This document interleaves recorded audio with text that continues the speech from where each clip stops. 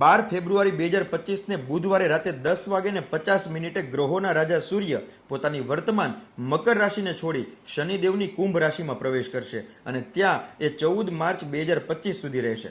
આત્મા, પિતા, સરકારી નોકરી, પદ પ્રતિષ્ઠા, માન સન્માનના કારક સૂર્યનું આ રાશિ પરિવર્તન આ 5 રાશિના લોકો માટે સૌભાગ્યશાળી બનશે.